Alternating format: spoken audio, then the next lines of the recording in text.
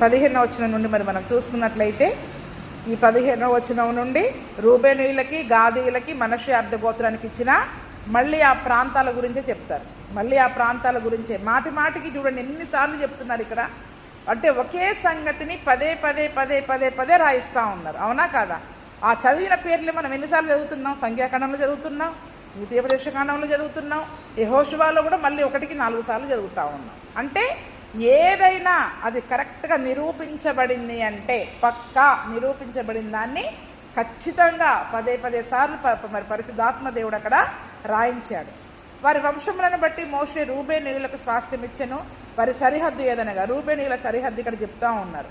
అర్నోను ఏటి లోయ దరి ఉన్న ఆరోయేరు మొదలుకొని ఆ లోయలో ఉన్న పట్టణము నుండి మెదేబా యొద్ద ఉన్న మైదానమంతయు, హెష్బోనును మైదానములోని పట్టణములన్నీయు, దీబోను, బామోత్పయలు, బేత్పా, ఎల్మెయోను, యహస్సు, కెదోమెతు, మెఫాతు, కిర్యా తాయిము, సిద్మాలోయలోని కొండ మీది, షెరెత్హరతు, బెత్పయోరు, పిస్గా కొండ చర్యలు, బెత్యేషి, షిమోతు అను పట్టణములు, మైదానములోని పట్టణములు, హెష్బోనులోని ఏలికయు, మోషే జయించిన వాడునైన సీహోను వశముననున్న ఏవి, రెకెము, సూరు, హోరు, రేబా అను మిద్యాను రాజుల దేశమును, అమోరీయుల రాజైన సీహోను రాజ్యమంతయు వారికి స్వాస్థ్యముగా. రూబేనీయుల స్వాస్థ్యం ఎక్కడి నుంచి ఎక్కడ వరకు ఉందో ఖచ్చితంగా ఇక్కడ రాయబడింది. ఖచ్చితంగా ఇదంతా కూడా ఇక్కడ రాయబడింది. చూడండి, ఈ ప్రాంతాలన్నీ కూడా ఎప్పుడు జయించారు వీళ్ళు? సంఖ్యాకాండంలోనే జయించారు వీళ్ళు. ఎక్కడ జయించారు చెప్పండి? సంఖ్యాకాండం 32వ అధ్యాయం 37వ వచనం చూడండి. మోషే ఉన్న కాలంలోనే జయించారు కదా, 32, 37. రూబేనీయులు మారు పేరు పొందిన, ఇవన్నీ ఏం పేర్లు అంట చెప్పండి? మారు పేర్లు అంట. అంటే పాత పేర్లు ఇవన్నీ కూడా, తర్వాత మళ్ళీ పేర్లన్నీ మారిపోయినాయి. అందుకనే రూబేనీయులు మారు పేరు పొందిన హెష్బోను, ఏలాలే, కిర్యతాయిము, నెబో, బయల్మెయోను, షిబ్మా అను పురములను కట్టి, తాము కట్టిన ఆ పురములకు వేరు పేరులు పెట్టిరి.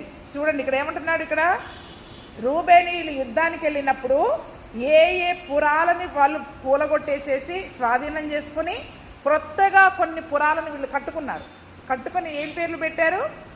వేరే పేర్లు పెట్టేసేసుకున్నారు. వారికి అవసరమైన వేరే పేర్లను పెట్టుకొని, ఎందుకంటే వీళ్ళు కనాను దేశానికి ఇప్పుడు యోధులందరూ యుద్ధానికి వెళ్ళాలి కదా, అప్పుడు వాళ్ళకి వీళ్ళ భార్య, పిల్లలు, వారి పశువులు ఉండడానికి అవసరమైన కొన్ని పురాలను అక్కడ వారు కట్టేసేసి వారికి ఆ వేరే పేర్లు పెట్టినట్టుగా మనం చూస్తూ ఉన్నాం. అంటే రూబేనీయులు జయించిన ప్రాంతాలు అవి.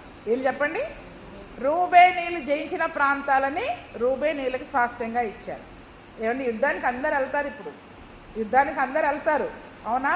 అందరూ వారి వారి వంతు యుద్ధాన్ని చేయాలి. అక్కడ వారి వారి వంతు యుద్ధాన్ని చేయాలి.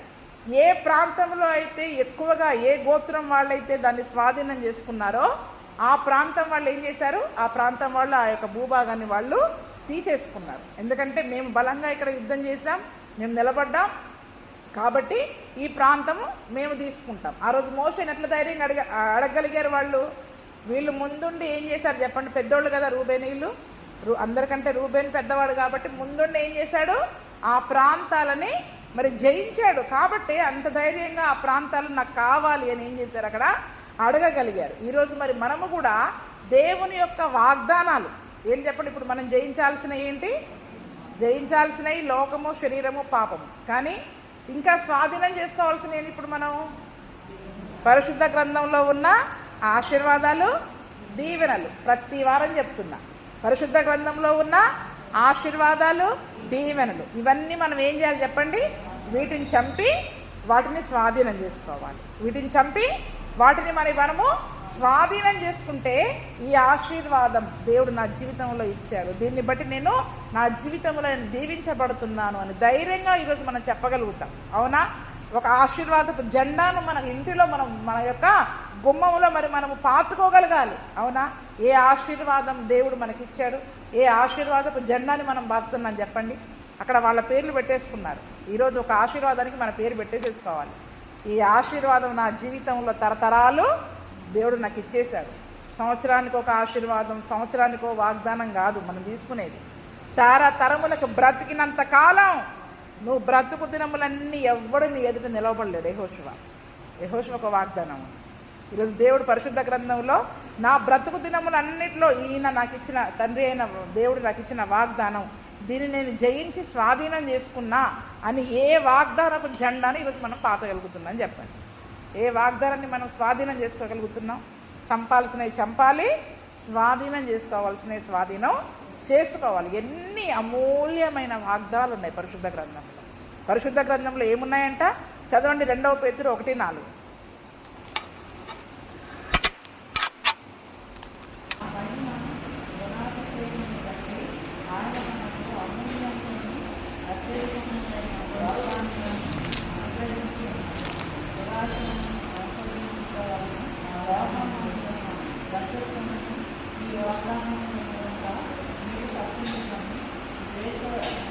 దేవ స్వభావమునందు పాలివారగునట్లు వాటిని అనుగ్రహించను. ఏంటంట? ఆ మహిమ గుణాతిశయములను బట్టి ఆయన మనకు అమూల్యమైనవి, అత్యధికమైన వాగ్దానాలు అనుగ్రహించి ఉన్నాడు. కనాను, పాలు తేనెలు ప్రవహించే దేశం నీకు ఇచ్చేస్తున్నా. ఇజ్రాయేలులకు ఇచ్చేశాడండి వాగ్దానం. దాని వాళ్ళు ఏం చేస్తున్నారు? ఇప్పుడు స్వాధీనం చేసుకుంటున్నారు. ఇప్పుడు పరిశుద్ధ గ్రంథంలో ఎన్ని వాగ్దానాలు ఉన్నాయి? అబ్రహాముకి ఇచ్చిన వాగ్దానము మొదలుకొని, పాత నిబంధన మొదలుకొని కొత్త నిబంధన వరకు ఎన్ని వాగ్దానాలు ఉన్నాయి చెప్పండి. అవునా? అవన్నీ మన జీవితంలో ఎలా ఉన్నాయంట? నీ కొరకే అన్నట్టుగా, అవునన్నట్టుగా ఉన్నాయి. ఏది నాకు సంబంధించింది కాదు, ఇది నాకు కాదులే, ఇది అవతల వాళ్ళకిలే అనేది కాదు. ప్రతి ఆశీర్వాదము, ప్రతి వాగ్దానము, ప్రతి దీవెన ఈరోజు మనం స్వాధీనపరచుకోవడానికి అన్నట్టుగానే దేవుడు మన జీవితంలో మనకు అనుగ్రహించాడు. అవి అమూల్యమైనవి, అత్యధికమైనవి చాలా ఉన్నాయి. ఇందులో ఇప్పుడు దేన్ని మనం స్వాధీనం చేసుకున్నాం? అమూల్యమైనవి, అత్యధికమైన వాగ్దానాలను ఆయన మనకు అనుగ్రహించి ఉన్నాడు. ఎందుకంటే మహిమ గుణాతిశయాలను బట్టి, ఆయన యొక్క మహిమ గుణాతిశయాలను బట్టి. అయితే దురాశను అనుసరించుట వలన ఈ లోకమందున్న భ్రష్టత్వమును ఈ వాగ్దానాల మూలంగా మీరు తప్పించుకుంటారు. అవునా? ఇప్పుడు ఈ లోకంలో ఉన్న భ్రష్టత్వాన్ని, ఈ దురాశని ఎలా తప్పించుకుంటాం? ఎంతసేపు మమ్మల్ని పాపం ప్రేరేపిస్తుందండి, లోకం ప్రేరేపిస్తుందండి చెప్తా ఉన్నాం. వాటిని జయించడానికి కావలసిన వాగ్దానం ఉంది కదా. అవునా? వాటిని జయించడానికి వాగ్దానం ఉందా లేదా? ఏం వాగ్దానం చెప్పండి? లోకములో ఉన్న చెడుతనమును, భ్రష్టత్వాన్ని, అపవాదిని, లోకాన్ని జయించడానికి మనకున్న వాగ్దానం ఏంటి? అందుకే తెలియదు.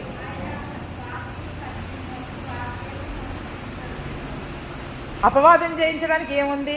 యవ్వనస్తులారా, మీరు బలవంతులు, దేవుని వాక్యం మీలో సమృద్ధిగా ఉంది కాబట్టి మీరు దుష్టుని జయించాలంటే మనం ఎలా ఉండాలి? ఇప్పుడు మన హృదయంలో వాక్యం సమృద్ధిగా ఉండాలి, బలవంతులముగా ఉండాలి. ఆ వాగ్దానం మనకుంది. అంటే ఇప్పుడు మనం సమృద్ధిగా వాక్యాన్ని పెట్టుకొని ఆ వాక్యం అనే ఆత్మఖడ్గాన్ని ఉపయోగించి అపవాదిని, దురాత్మల సమూహాన్ని ఏం చేయాలి చెప్పండి ఇప్పుడు? అందుకనే వాక్యాన్ని మర్చిపోకుండా పెట్టుకోండి మనది. ఏదో మా కొరకి కాదు, మా అవసరం కొరకి కాదు.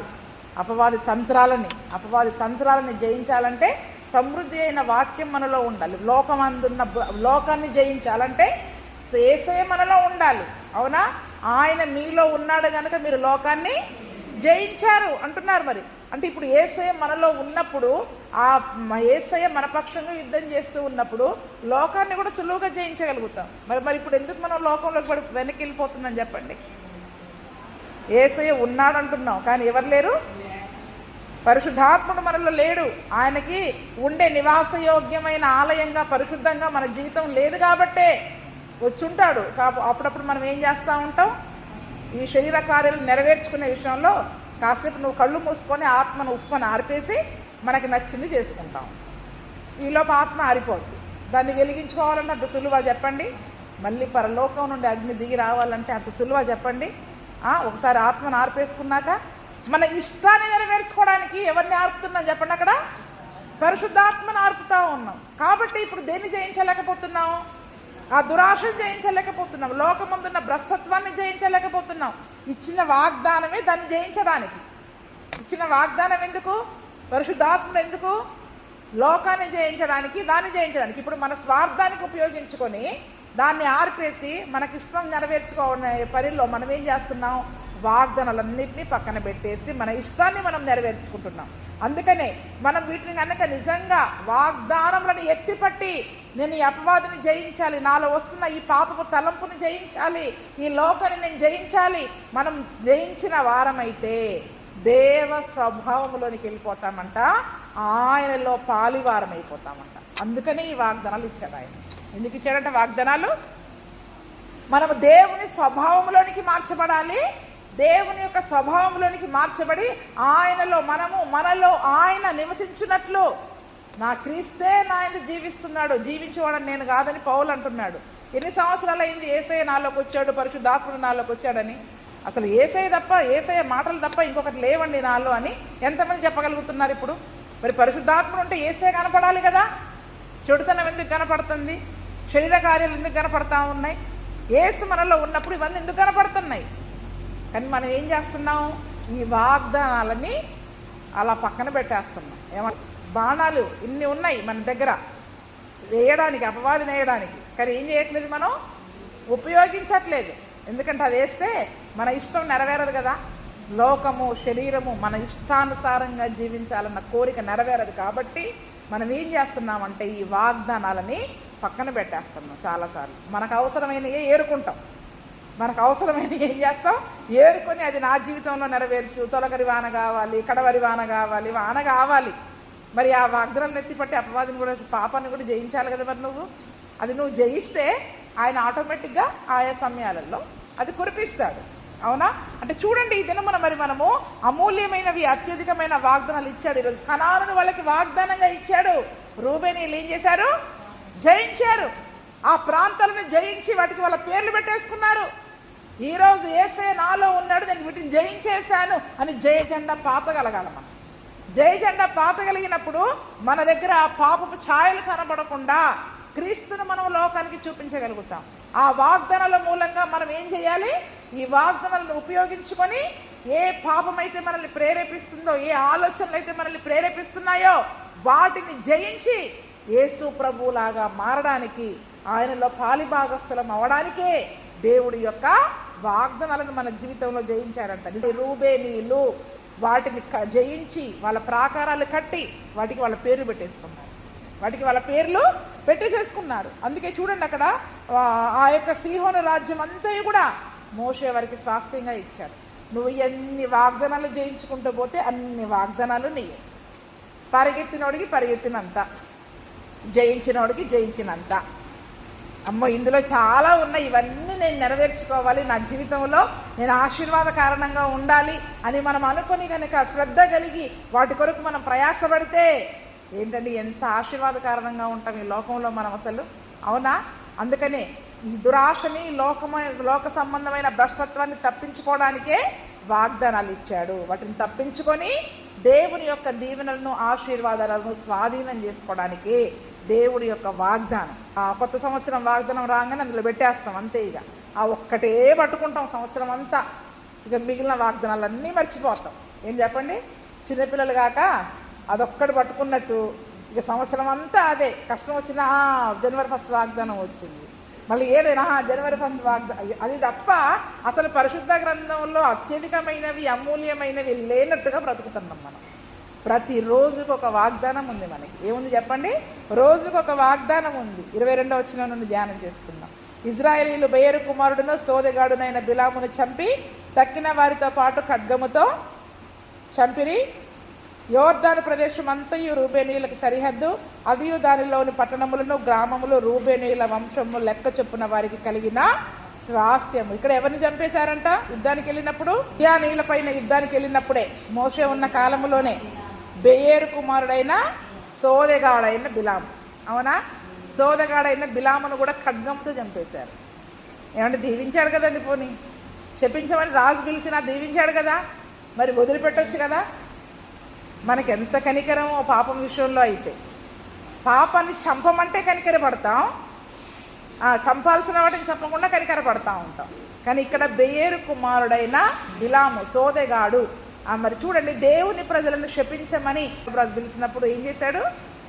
శపించడానికి దేవుడు వద్దన్నా కూడా ఏం చేశాడు చెప్పండి? వచ్చాడు. దేవుడు వద్దన్నా కూడా వచ్చాడు. చివరికి బయలుదేరావు కదా, నేను చెప్పిందే చెప్పాలని దేవుడు హెచ్చరించాడు. నువ్వు బయలుదేరావు కాబట్టి నేను చెప్పిందే చెప్పాలి, అంతకుమించి ఒక్క మాట పలకడానికి వీల్లేదన్నాడు. శపించడానికి కొండెక్కినప్పుడల్లా దేవుడు ఏం చేశాడు? అతని నోట దీవెన వచనం పెట్టేశాడు. దీవెన వచనం పెట్టేశాడు. 3 సార్లు కొండ ఎక్కిన ప్రతిసారి 3 సార్లు ఇజ్రాయేలును శాపానికి బదులుగా దీవించాడు. అది దేవుడు అతని నోట, అంటే దేవుడు తను ఏర్పరచుకున్న ప్రజలను, తను ప్రత్యేకించుకున్న ప్రజలు, తన స్వరక్తం ఇచ్చి సంపాదించుకున్న ప్రజలను ఎవరైనా శపిస్తుంటే దేవుడు చూస్తూ ఊరుకుంటారా? చెప్పండి. దేవుడు చూస్తూ ఊరుకోడండి. ఈరోజు ఎవరి శాపాలు మనకు తగలాల్సిన బాధ లేదు. అమ్మో అది అట్లా చేయకపోతే ఆ కీడు వస్తుంది, ఈ కీడు వస్తుంది, ఆ శాపం వస్తుంది. లేని యేసుక్రీస్తునందున్న వారికి ఏ శిక్షా విధి లేదు. ఆయన ఆ శాపాన్ని మన జీవితంలో ఏం చేస్తాడు చెప్పండి? ఆశీర్వాదంగా మారుస్తాడు. నన్ను ఇన్న మాట అన్నారు, మట్టెత్తేసి పోయారు నా మీద, అట్లా ఏం బాధపడే పని లేదు. ఆయన రక్తంలో కడగబడిన ప్రజలకు, మన మనుషులు, మన చుట్టూ ఉన్న వాళ్ళు శపించిన ప్రతి శాపమును ఆయన ఆశీర్వాదకరంగా మార్చేశాడు. అయినా కూడా దేవుడు ఏం చేశాడు? బిలాము దేవుని మాట వినకుండా ఇజ్రాయేలును దీవించడానికి వచ్చిన కారణాన్ని బట్టి, శపించడానికి వచ్చిన కారణాన్ని బట్టి అక్కడ చంపబడ్డాడు. అంటే ఆ తర్వాత కాలంలో చాలా చెడ్డ పనులు చేశాడు ఆయన, చాలా చెడ్డ పనులు చేశాడు. ఎందుకంటే ఆ సంగతులన్నీ చెప్పుకుంటే మనకు చాలా సమయం అయిపోతుంది కదా. అంతకు మునుపు కూడా నేను చెప్పా, ఒక మాట చదవండి ముగించుకుందాం. 2వ పేతురు 2:15.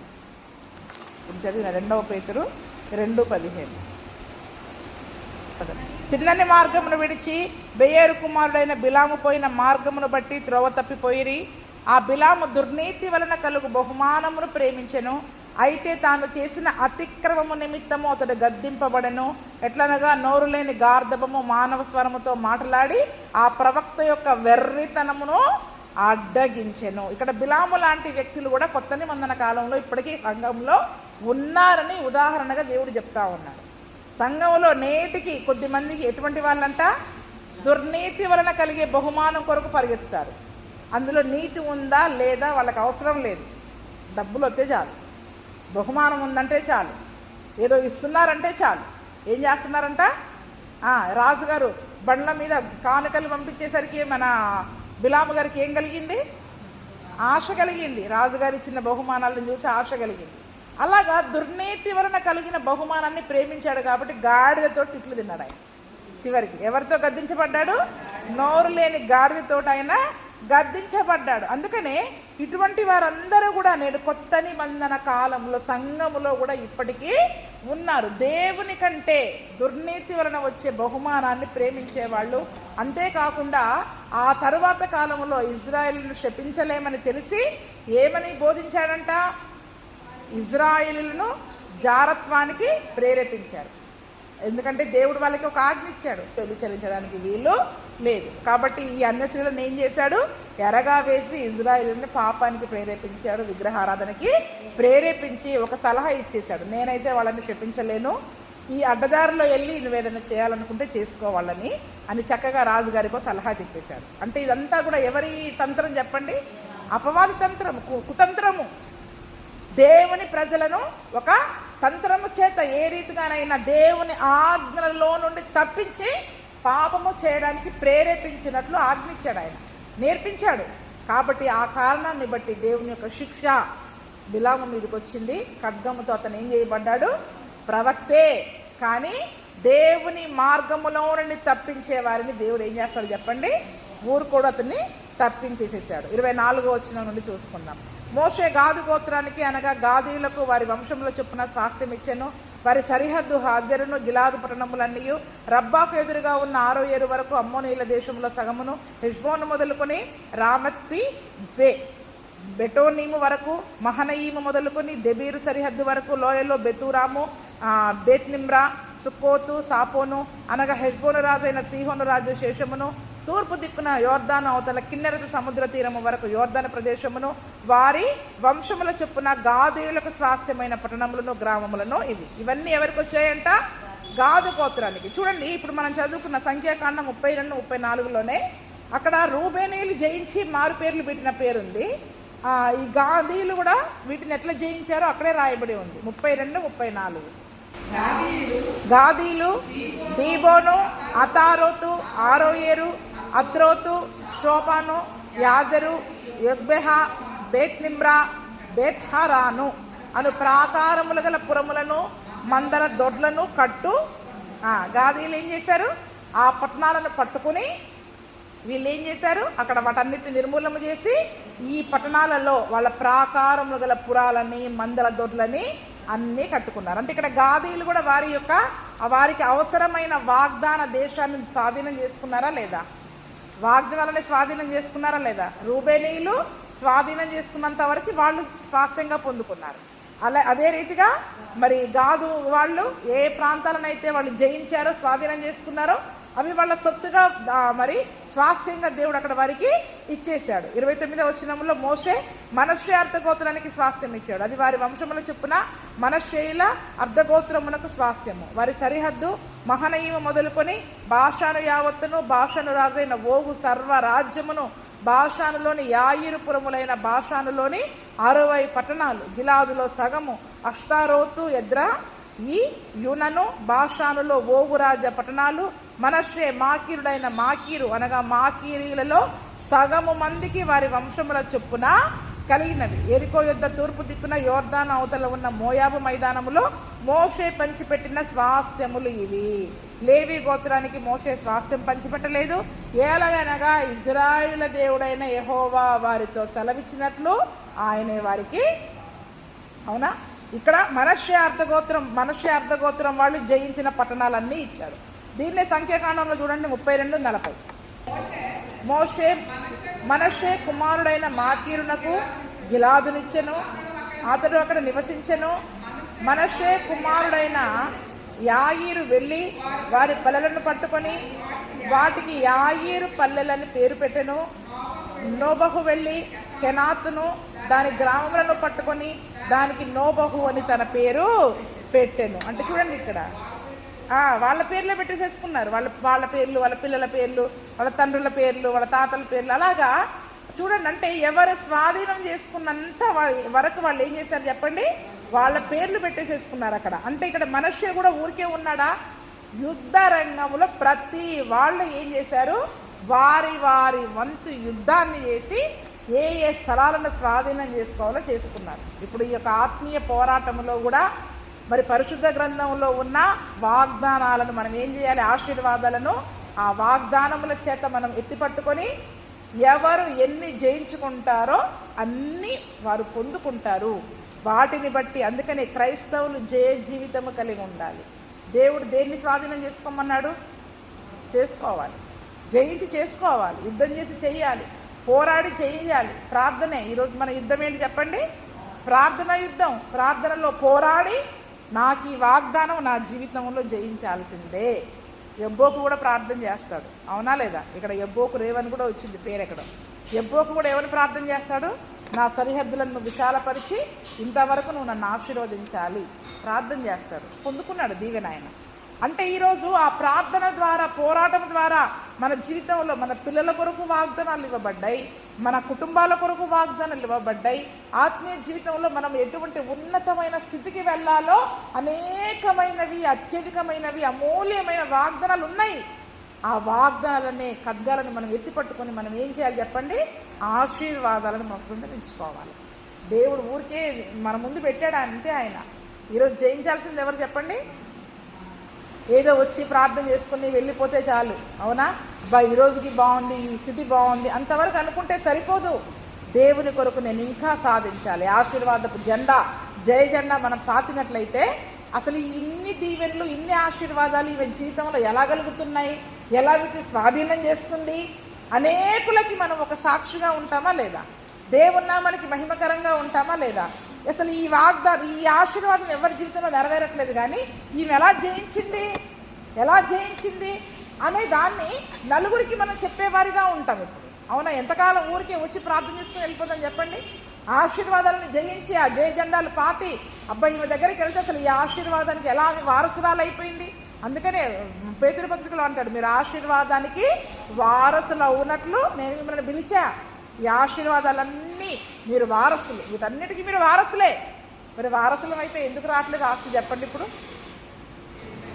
అక్కడే ఉంది, కీడునకు ప్రతి కీడు దూషణకు ప్రతి దూషణ మళ్ళీ ఎక్కడికి వస్తుందంటే ఈ నాలుక దగ్గరికి వచ్చేస్తుంది. అన్నిటికీ మూలమైన ఈ నాలుకను, శరీరాన్ని మనము జయించలేకుండా ఆశీర్వాదానికి వారసులం కాలేదు. దేనికి వారసులం కాలని చెప్పండి? ఆశీర్వాదానికి వారసులము కాలేము. అందుకనే ముందు పాపాన్ని జయించండి, శరీరాన్ని జయించండి, లోకాన్ని జయించండి, అపవాదిని జయించండి. జయించడానికి కావలసిన వాగ్దానాలు కూడా దేవుడు మనకు ఇచ్చాడు. ఆ వాగ్దానాలు ఎత్తిపట్టి వాటిపైన జయం పొందుకోండి.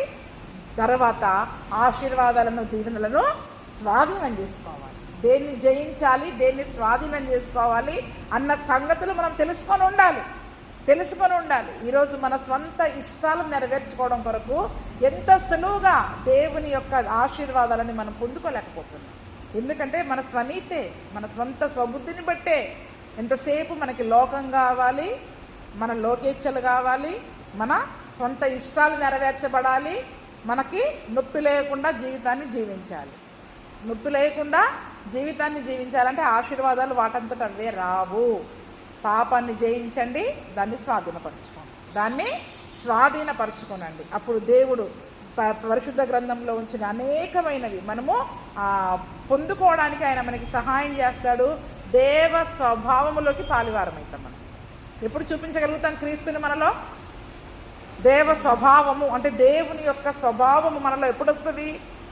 ఆ ప్రేమ స్వభావము, కరుణా స్వభావము, ఆయన ఎన్ని రకాల స్వరూపాలు, ఆయన యొక్క వెలుగులోనికి మనం ఎప్పుడు రాగలుగుతాం చెప్పండి? జయ జీవితం లేకుండా మనము ఆయన స్వరూపాన్ని పొందుకోలేం. మన క్రీస్తుని లోకానికి చూపించలేం. చూడండి, ప్రకటన గ్రంథంలో ఒక్క మాట చదివి ముగిస్తా. జయ జీవితం పొందిన వారికి ఏమిస్తా అన్నాడో ప్రకటన గ్రంథం ఇక్కడికి వచ్చాక గుర్తుకొచ్చింది ఆ మాట. ప్రకటన గ్రంథం 2వ అధ్యాయము 17వ వచనం. సంఘములతో ఆత్మ చెప్పుచున్న మాట చెవిగలవాడు వినుగాక. జయించు వానికి మరుగై ఉన్న మన్నాను భుజింపనెత్తును, మరియు అతనికి తెల్ల రాతినిత్తును. ఆ రాతి మీద చెక్కబడిన ఒక క్రొత్త పేరుండును, పొందిన వానికి గాని అది మరి ఎవనికి. చూడండి, ఇక్కడ వీళ్ళు జయించి వీళ్ళ పేర్లు పెట్టేసుకున్నారు. అవునా? ఇక్కడ భూమి మీద కూడా మనం ఎన్నైతే జయించి ఆశీర్వాదం, ఇవన్నీ ఈ ఆశీర్వాదాలకి నన్ను దేవుడు వారసునిగా చేశాడనే ఆశీర్వాదపు జయ జెండాలను మనం నాటుతామో, ఎవరైతే జయిస్తారో పరలోకంలోకి వెళ్ళాక దేవుడు అంట ఒక తెల్ల రాతిని ఇస్తాడంట అక్కడ. కదండి, మామూలు ఈ రాయిని నేనేం చేసుకోవాలి అన్నట్టు కాదు. అక్కడ ఉన్న ప్రతిదీ చాలా విలువైనవి, చాలా వెలగలిగినవి. ఒక తెల్ల రాయిని ఇస్తాడంట. ఆ రాతి మీద చెక్కబడిన ఒక క్రొత్త పేరు. దేవుడు మనకు ఒక కొత్త పేరు పెడతాడు అక్కడ. ఇక్కడ మనకి ఎన్ని పేర్లున్నా కూడా పరలోకంలోకి వెళ్ళాక దేవుడు ఆ రాతి పైన క్రొత్తగా ఒక పేరుని చెక్కి, అంటే నువ్వు ఎంతగా జయించావో నీ కొరకు ఒక పేరును దేవుడు అక్కడ నిర్ణయించి, ఆ పేరుతో కూడిన ఒక రాతి పలకను దేవుడు మనకి ఇస్తాము. ఆ పేరు, ఆ ప్రాతి పలక పొందిన వారికే తప్ప ఎవ్వరికీ తెలియదంట. ఇంకా మరెవ్వరికీ కూడా ఆ పేరు కనబడదు. అంటే దేవుడు పెట్టే శ్రేష్టమైన పేరు అది. చూడండి, దేవుడు పెట్టే శ్రేష్టమైన పేరు. ఆ పేరు మనకి మాత్రమే సొంతం. ఇంకా ఆ పేరు మనకి మాత్రమే సొంతం కదా. ఇందులోని ఆత్మీయ అర్థాలు ఏంటో మనకి ఇంకా తెలవదు. కాబట్టి ఆ రాయి ఏంటి, ఆ పేరేంటి, ఉంటేయే లేకపోతే అన్నట్టుగా ఉంటుంది మనకి. ఎలా ఉంటే ఆ రాయి ఉంటేయే లేకపోతే ఇక్కడ చూడండి, రాళ్ళ మీద చెప్పుకుంటారు చక్కగా పేర్లు చెప్పుకొని ఇంటి ముందు బోర్డులు పెట్టుకుంటారు, సమాధుల పైన పెడతా ఉంటారు. కానీ పరలోకంలో జయించిన వానికి ఒక క్రొత్త రాతినిస్తా, తెల్ల రాతినిస్తా అంటున్నాడు.